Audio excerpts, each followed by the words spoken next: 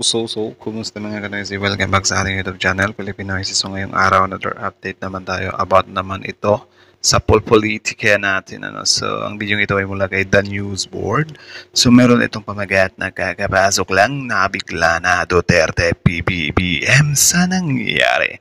Grabe, na-shock si Robin Padilla, Trido Tulfo. So yun yung panonoodin natin ngayon, men. So bago natin simulan The News Board, supportahan nyo yan. Tapos syempre, kung trip nyo ng mga ganitong reaction video, may kasama kayong manood, huwag nyo na rin kalimutang supportahan yung YouTube channel natin, Pilipinoisy. So mga kanoisy, hindi na natin ito patatagalin pa. Simulan na natin, baka agawid pa ng China. Again, ang pamagat ng video ito, kakapasok lang nabigla na Duterte PBBM sa nangyayari. Grabe na shock si Robin Padilla, Tirador Tulfo. So, yon, Robin Padilla, Tulfo, PBBM, Duterte, or whatsoever. So again, The News Board, Pilipinoisy, like, comment, share, subscribe. Start. Ito ang mainit na balita at trending ngayon sa mundo ng social media. Matapos maghain ng reklamong impeachment ang grupong Akbayan, abay biglang naghimutok sa galit itong mga Duterte at sinisisi ang Pangulong Marcos na siya daw ang may utos. Samantalang ang grupo... Actually, subjective yan ha. Yung yung tawag dyan. Si Marcos yung may utos ng impeachment. Kasi pwedeng oo, pwede ding hindi. Diba? Ang problema lang kasi dito, since si Marcos yung nakaupo, parang siya yung pinag-iinitan ng kabila. Kita nyo naman, yung, tawag dyan, may grupo na nag-file din ng impeachment laban kay Sara. Tapos ngayon, sisisihin nila si PBBM. Paano kung hindi? Napaka-unfair naman nun kung hindi sila mag-iimbestiga or hindi nila mapatunayan na may kinalaman ba talaga si PBBM or wala, di ba? Ang Akbayan ay kilalang kritisismo ng Marcos at Duterte kasama nga sa Yun, Akbayan. Ng impeachment si dating Senadora De Lima at ayon mismo kay Senadora. Among the articles po are the misuse, the failure to account, the intel and confidential funds of both the Office of the Vice President and also of the Department of Education. And nandyan din po yung grounds like yung kanyang mga threats, yung kanyang mga rants during the press con in October 18. Diba? Against ako kay Laila De Lima. Ha? Pero yung sinasabi niya about dito kay Inday Sara, yung threats, diba? Klarong-klaro, malinaw. Yung confidential funds. Diba? Sobrang daming issue, men. Bahala kayo dyan. And the second one in November 2024. Because these are very unbecoming and these are actually betrayal of public trust because these are also high crimes. Yung kanyang mga threats doon sa latest na mga rant niya o kanyang mga meltdown. Meron din as an article about her involvement also in the extrajudicial killings during her term as mayor of Davao City. Dagdag pa ng Akbayan, walang makakahadlang sa... Natawa nga ako kasi sige sabihin natin na may nag-threat kay BP Sara tapos ngayon inutusan niya, may inutusan siya. Na ano yun, hitman ba yun na parang basta ligpit mo si si President, yung asawa niya at si Speaker na wala ako. Nakakatawa yung ganun men na alam naman natin na yung mga hitman na yan dapat nga ipangkulong yan eh.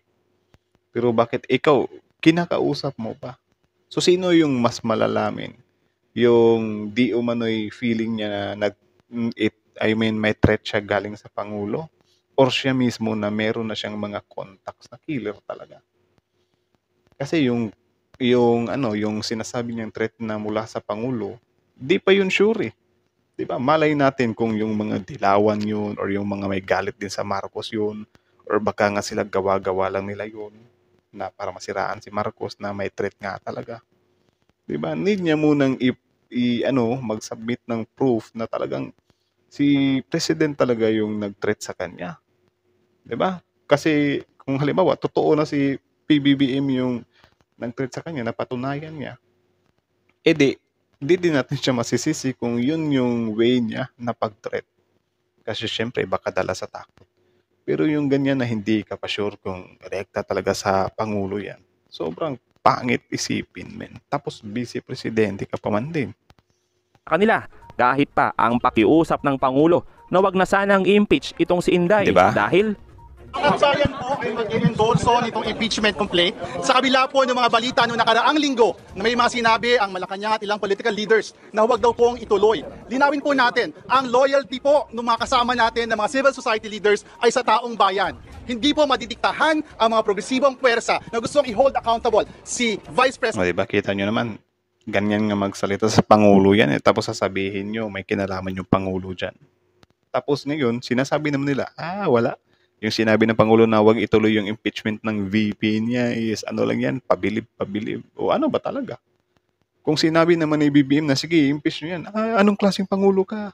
Nangiingialam ka. Tapos pag sinabi naman ni BBM na tawag dyan, wag nyo i-impeach, wag mo kaming lokohin Marcos, gusto mo siyang i-impeach. Tapos ngayon, kapag hindi naman nagsasalita si PBBM about yan, anong klaseng presidente ka? Wala kang paki sa sitwasyon. O diba? Nakakagulo. Diba? May masasabi talaga sila, men. So, paano yan? Sara Duterte. Impeachment complaint na ito para simulan na yung totoo na step process towards holding the Vice President accountable. Simple lang naman po ang kailangan natin tandaan. Kung hindi ngayon, kailan pa? Bumuhos naman ng suporta ang ating mga kababayan, lalo na sa social media, saying, dapat lang sa babaeng yan, puro basura ang lumalabas sa bibig ng magtatay na yan. Tama, i-impeach na yan nang hindi magkaroon pa ng pwesto o katungkulan sa gobyerno. Yun lang. Tama yan, para manahimik na sila sapagkat galit na ang taong bayan. Actually, ako medyo agree talaga ako sa impeachment ng BP kasi yun nga, sobrang kasi, may mga din talaga siya, nagawa siya na against, 'di ba, sa pagiging BP niya or sobrang pangit kapag ganyan yung natin, ikalawang leader. Samantala, Robin Padilla, tinawag na traidor at ang nakikitang plano ng mga Duterte pag na-impeach na si Inday Sara. Yung sinabi niya, kapag na-impeach siya at na-convict siya sa impeachment sa Senado, ay wala na. Pus na siya. Ang ibig sabihin, So, and courtesy kay Attorney Enzo, so subscribe nyo rin yan, men. I think sa kanya tong boses na to. ang kanyang karera sa politika, at least sa national level, wala na. Pwede, sa Davao. Pero pagdating sa national level, wala na yan. Hindi na siya pwedeng tumakbong presidente sa 2028. Yun. Kasi na-impeach ka na nga, convicted ka na. So wala, tama po yun. Kasi minsan may sinabi yan si Sara. Grabe sobrang laking impact pala nun. Kaya pala medyo kabado na sila ngayon na sana si BP hindi siya ma-impeach talaga. Like, paabutin nila ng 2028. Pero 4 years pa. 4 years pa yung lalakarin niya bago siya ma-impeach ng tuluyan. Sobrang labo nun, Pero na lang siguro kung hindi na magsasalita si Sara. Kasi kung patuloy siyang bigla-bigla siyang naglalabas ng mga statement or whatsoever na mas lalong ikakasama niya 'Di ba? Kita niyo 'yan after ng confidential funds. Ano na sana 'yun? Medyo tawag diyan. Dapat maglaylo siya noon. Sinundan niya ng yung libro niya na sobrang mahal yung libro niya. Tapos sobrang nipis lang. Tapos ang content pa, Diyos ko. 'Di ba? Tapos ngayon, nasundan pa ng threat niya sa presidente. So kada may ilalabas kasi siyang statement, wala. Mas lalo siyang lulubog talaga. So ewan ko kung yung some kind statement or magagawa niya next time na mas lalo pang ikakalubog ng pangalan niya Hindi kasi nag-iingat Sabi ni Sara, pag na-impeach siya, yan na yung kanyang katapusan. Yun. Ngayon, may napapansin, kung hindi nyo napapansin, nililigawan si Tulfo ng kampo ng Duterte. Yun lang. Ano ang mga indikasyon yan na nililigawan si Tulfo? Si Robin Padilla, nitong nakaraang araw, tinitira ng mga DDS. Traidor na daw si Revilla o si Padilla sa kampo ng DDS. Sabi ni Ganyan sila Ako nga kahit na kasi tawag dyan, medyo inaatake nila ako kasi bayaran daw ako. Paano ako naging bayaran yung mga content ka natin dito? Kulo-kulokoy nga lang yung mga pinagsasabi natin dito. Like, sobrang babaw lang talaga. Hindi talaga siya yung ibang mga tao na grabe kung mag-deep review. Sa akin lang parang ordinaryong tao lang. Ordinaryo lang tayong manunood. Diba? Tapos ngayon sasabihan tayo ng bayaran or whatsoever. Hindi naman, Ang ayaw ko kasi dito, ayaw kong may panigan na politiko talaga. Like, even si PBBM, if ever na may makita talaga ako sa kanya na halimbawa ganyan, some kind of attitude or whatsoever, or yung hindi niya tamang ginawa, aanuhin ko talaga yun. Especially dun sa WPS, hindi kami magkapareha ng ng stand na parang, may mga tulong na hindi pa rin. Parang ayaw ko rin nun. Yung sa asawa niya, na sobrang attitude yung asawa niya. Wala, hindi ko talaga ipoprotect yung asawa niya na parang, uy, ang attitude mo Si Martin Romualdez, ayaw ko rin. Si Leila de Lima, ayaw ko rin. So, parang nagiging pangit yung tingin nila kasi, syempre, ang gusto kasi nila, parang may side akong papanigan ba. Ayaw ko ng ganun Kasi mga tao lang din naman yung mga yan Of course, magkakamali yan. 'Di ba? May kanya-kanyang agenda yan. Dapat tayo, pro-Pilipino talaga tayo. Kung ano yung ikakaganda ng bansa natin, doon tayo. Kaya nga dito kay Robin, nung may issue siya na parang pinaprotect niya si Kibuloy, out na. Kay PRRD, yung ICC thing niya, out na doon. 'Di ba? Yung pag-ano niya sa presidente natin ngayon, parang, may pahiwatig. Pangit kasi yung ganun Si Tolpo din. 'Di ba? May mga nakitaan din ako kay Tulfo na wala, hindi ko din siya mabubutong presidente talaga. 'Di ba? May mga ganun tayo ba? Hindi tayo pwedeng kapag may pinapanigan ka, dapat 100% full force mo talaga siyang protektahan kahit alam mo na may mali na. Ayaw ko ng ganun. Robin Padilla, ang mga major contenders sa pagka-presidente sa 2028 ay sina. O yun ha. Ganun yung pagkakasabi ni Robin Padilla. Ang nabanggit niya, si Martin Romualdez, si Tulfo, hindi kasama si Sara. Ano yon? Ganun yung pagkakabanggit ni Padilla. Kaya, ang sumunod na araw, sabi ng mga vloggers ng DDS, saka yung mga trolls, Padilla, nilaglag si Sara, traidor sa mga Duterte. Bakit? Ay kasi nga, sabi ni Padilla, ang mga major na maglalaban sa presidente sa 2028 ay sina Martin Romualdez, Tulfo, Leni Robredo. Yun, ganun ang pagkakasabi niya. Sila lang naman talaga. Kasi kung may impeach na nga si BP Sara, wala na siya. Out na siya. Ngayon, nag-react yung mga nag-react yung mga DDS. Sabi ng mga DDS, ba't hindi mo binanggit si Sara? O yan. Ngayon, mukhang naglalaro ang mga DDS, ang kampo ni Duterte, na kapag na-impeach si Sara, itutulak nila si Tulfo para labanan si Romualdez. Yan yung Yan yung senaryo dyan. Pero siyempre, So parang escape plan nila. si Tulfo wala pa yung desisyon. Wala pa yung desisyon kung saan. Parang pinapaabot sa kanya ng mga Duterte na kung si Sara Duterte ay ma-impeach, hindi na yan pwedeng magpresidente. Willing ang kampo ng Duterte na kunin si Tulfo para lang manalo sila sa 2028, makaganti sila sa Marcos. Kasi Baka nga ang gawin nilang presidente next time is si Robin Padilla or hindi si Bato or hindi si Kibuloy. Diyos ko po. Good luck. sabi naman si Sara, katapusan niya na yan. Katapusan niya na yan pag na-impeach siya. Ito namang si Padilla na nadulas. Sabi ni Padilla, ang mga major na maglalaban sa 2028, Martin Romualdez, Tulfo at Leni Robredo. Ngayon, nag-react ang mga DDS. Bakit hindi mo binabanggit si Sara? Ang hindi nakukuha ng iba. Si Padilla, malamang, siyempre, malapit yan sa Duterte. Pag nagkikwentuhan sila sa taas. Yung mga vloggers, hindi nila alam yan. Pero sa taas, nag-iisip sila ng plan B. Paano kung si Sara ay ma-impeach? Ang iniisip nila, ligawan si Tulfo. Si Tulfo naman, Ganyan naman talaga yung mga politiko, di ba? Dapat meron silang some kind scapegoat or plan B. Yun, plan B. Si Tulfo naman, kung akong tatanong nitong kay Tulfo, si Tulfo gusto na niya magpresidente sa 2028. Ang problema niya, wala siyang makinarya. Wala siyang partido. Ngayon, hinihintay ni Tulfo na ligawan siya ng Marcos. Kasi mahina si Romualdez Mahina si Romualdez. Si Martin Romualdez ang gustong kumandidatong presidente pero wala. Kahit mamigay siya ng ayuda, wala si Martin Romualdez Agree ako dyan. Kahit namang bigay siguro siya ng 10,000 kada tao, hindi talaga siya mananalo, men. Sobrang layo pa ni Romualdez, men. I think dadaan muna sana siya ng congressman na siya, di ba? Or ano ba? Kasi kung senador, ewan ko kung mananalo siyang senador.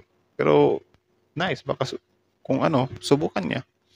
So ang iniisip ng kampo ni Marcos, paano kung si Martin Romualdez ay mahina? Paano yan? Matatalo tayo ng Duterte. Kailangan ang pambato natin matalo ang Duterte. Kaya iniisip din ni Tulfo, pag naghanap ang Marcos ng pangbato, dahil hindi pwede si Romualdez at mahina, kukunin siya ng Marcos.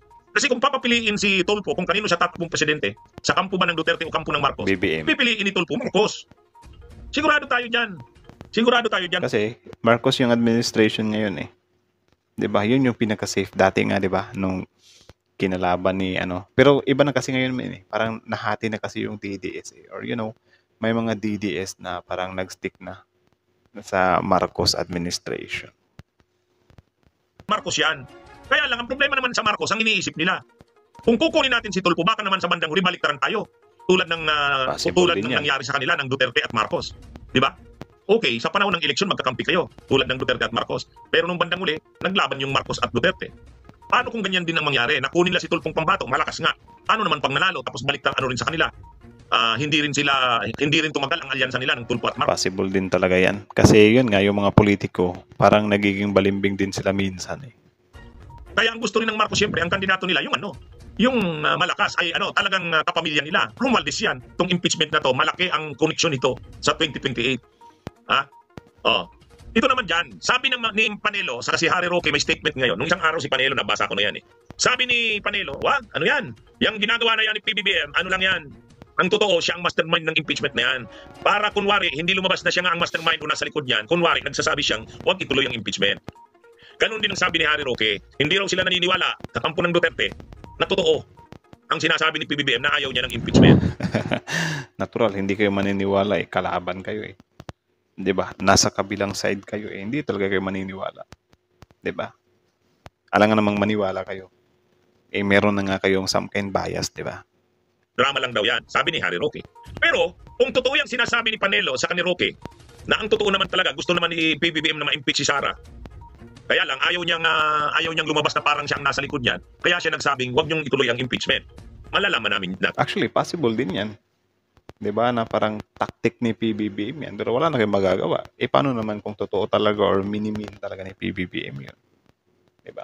Parang ano lang yan eh, yung sinabi ni Bato na, syempre, Karen, kapag lumamang ako sa survey, syempre, maniniwala ako sa survey. Pero kapag nasa baba ako ng survey, hindi ako maniniwala. Ano pang purpose ng survey? Yan. Kapag itinuloy pa rin yan ng mga kongresista, maaari talaga na yung sinasabi nila Panelo na ang totoo naman talaga, may basbas ang Malacanang na ituloy ang impeachment. Kaya lang, kunwari, naglabas si PBBM ng kanyang statement na huwag ituloy para hindi lumabas na siya ang nasa likod niyan. Parang playing safe. So malalaman natin yan. Kaya abangan ang susunod na kabanata. Yun. Abangan ang susunod na kabanata. Abangan ang susunod na kabanata. So, kailan pa kaya natin malalaman yan? Baka, pagka end din ng term ni BBM. Tagal pa nun. Pero sa totoo lang, ang Kamara, sa ilalim dapat ni Martin Romualdez, drama man yan ni PBBM o hindi, kailangan ituloy ng Kamara ang impeachment ni Sara. Tama. Yan yun. Bakit? Nakataya ang kredibilidad, integridad ng Kamara sa impeachment na yan. Tama. Kayo ang nag-imbestiga. Tapos lumabas sa investigasyon nyo na maraming mga ebidensya, grounds para ma-impeach si Sara. Kayo na rin ang nagsabi, maraming kongresista ang nagsabi niyan, na itong mga ito ay maaaring grounds na for impeachment, sufficient ng grounds. Tapos ngayon, Kayo ba guys, ano ba kayo doon? Convinced ba kayo na maraming ang grounds na ma-impeach si Sara? Comment nga kayo sa baba. Para malaman din ng mga solid DTS, di ba? nag-file na ng impeachment ang civil society, tapos may nag-endorse ng kongresista, tapos pagdating sa inyo sa Kamara, papatayin ninyo, lalo sa House Justice Committee. Di ba? Tama. Nakakahiya sila. Mapapahiya kayo dyan, mga kongresista. Sayang. Tama. Saludo na sa inyo sa ginawa ninyong investigation sa Quadcom, sa House Committee on Justice and Public Accountability, House Committee on Good Government and Public Accountability. Ang ganda na ng imahen nyo. Yung mga ebidensyang ginamit dyan sa impeachment na yan, complete, galing sa inyo. Tapos ngayon, hindi nyo susuportan ng impeachment, nakakahiya kayo. Nakakahiya kayo. Kapag sinunod nyo ang order ng presidente, lalabas niyan, hawak kayo ng presidente. Wala kayong sariling paninindigan. Di ba? Samantala, kung itutuloy nyo ang impeachment, sasaludo sa inyo ang tao. Ibig sabihin, magaling talaga ang mga kongresista ngayon. May sariling paninindigan. Hindi naman nila kailangan makipag-away sa presidente. At saka sa tingin ko naman, si PBBM, kapag itinuloy yan ng Kamara, irerespeto naman yan ni PBBM. Di ba? Di ba? Kasi yun nga, may mga functions nga yung Kamara na hindi pwedeng pakialaman ng presidente. Hindi ba? Paano? Ang gustong ipalabas ng kabila, wala. Ano lang yan, acting lang yan. Wala kayong magagawa kung acting talaga, strategy yan Di ba? Alangan namang ipaalam nila yung mga moves nila, napabagsak nyo sila ngayon. Ang mapait lang nito, kapag katama naman talaga yung yung sinabi ni PBBM, hindi nyo na lang paniniwalaan. Parang lang din yan yung sa mainstream media, tapos mga vloggers or whatsoever. Fake news na yung mainstream media. So ano na yung totoo?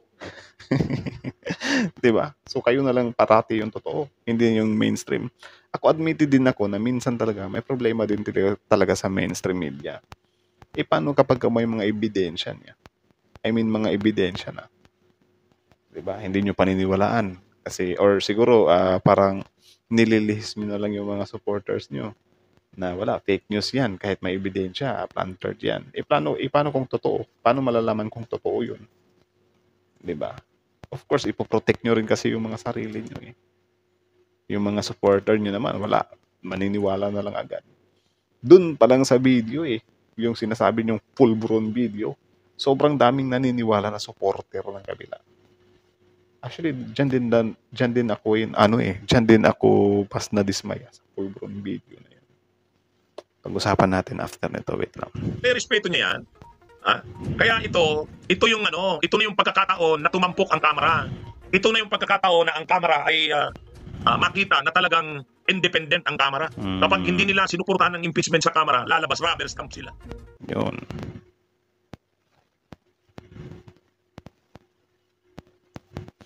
So, yun lang mga kanoisy. So, kaya masasabi nyo doon, comment down below the question. Pag-usapan natin yun sa comment section. So, yun, like, comment, share, subscribe.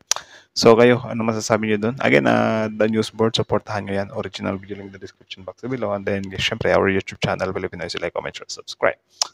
So, ano na? Hindi ba? Ganun lang naman yan namin eh. Na parang, ano ba talaga, para sa inyo, ano ba talaga yung katotohanan? 'Di ba? Kasi kayo ayaw nyong hindi kayo tumatanggap ng verbal proof. Hindi rin kayo tumatanggap ng evidence kasi parang yun nga planted or whatsoever gawa-gawa. Tapos ngayon kayo ginagawa nyo rin. Actually doon talaga ako nadismaya doon sa sinasabing pulveron video na si BBM na yun. Actually una ko palang kita, oh my goodness, edit to sobrang edit to men. 'Di ba? Tapos yun dinibang ngayon na yung tenga dito ni PBBM at nung sa video sobrang layo. 'Di ba? Sobrang hindi magkapareho. Like halatang halata. Ngayon, syempre yung mga DDS doon is committed na sila. Naniwala na sila doon eh. Syempre yun yung sinasabi ng nila ng mga kasamahan nila eh. Syempre paniniwalaan nila yun kahit na wala na-debunk na. Kasi halata naman talaga Huwag na tayo magbulag-bulagan. Kahit minsan, huwag nyong, lokohin yung mga sarili nyo. Yung full-blown video na yon sobrang layo kay PBBM nun. Sobrang halatadong edited yon. Tenga pa lang, di ba? Tsaka kahit hindi ka makabase sa tenga, kuhang-kuha mo eh. Tapos, ngayon, ano yung sinasabi na sa kabila? Totoo yan. Pina-authentic na namin yan. Paano authentic? Diba? Tapos ngayon, sasabihin nyo, sasabihin naman AI. AI naman talaga. Pwera na lang siguro kung wala tayong nakitang or hindi na-debunk yun. Na-debunk eh. Nagka-problema dito sa tenga eh. Yan. Diyan kayo nagkaka-problema kasi alam nyo na mali yung ginagawa ng kabila na ganun. 'Di ba nung mag-send sila ng pulveron video, nakasuporta pa rin kayo. Tapos nung nasundan kay Kibuloy, tapos nasundan nung sa confidential funds, tapos nasundan ng so masisira talaga kayo Palubog na talaga yung side nyo dahil dyan. 'Di ba?